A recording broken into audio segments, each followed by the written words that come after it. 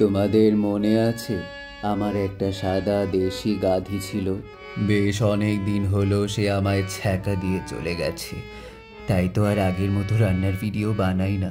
ডালের হালুয়া ওর খুব পছন্দের। তো হয়েছে কি, একদিন আমি ডালের হালুয়া বানিয়ে ওকে খাওয়াচ্ছিলাম। হালুয়া তৈরি করার সময় আমি কখনোই চিনি দেই না।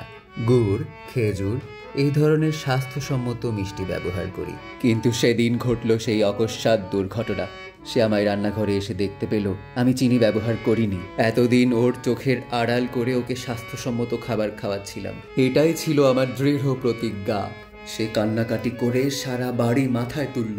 আমার এত দিনের পরিশ্রম, ভালোবাসা আর বিশ্বাসকে নিজের চোখের নোনা জলে ভাসিয়ে উল্টো প্রশ্ন করলো, এই তোমার ভালোবাসা? শোনো মিস্টার, তোমাদের মতো গরিব ছোট লোকরাই এইসব গুড় খেজুর খেতে পারে। আমাদের মতো বড় লোকরা চিনি ছাড়া কিছু বোঝেই না।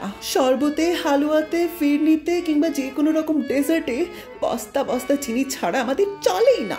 আমি এতদিন ভাবতাম তুমি আমায় চিনির মতো ভালোবাসো, কিন্তু এই যে বিশ্বাসঘাতকতা। আজ থেকে তোমার আর আমার মাঝে আর কোনো সম্পর্কই নেই। আমি চললাম। আমার এত কষ্ট করে বানানো হালুয়াটা সে একটি বার টেস্ট না করেই চলে গেল। আপনারাই বলুন, আমার কি দোষ?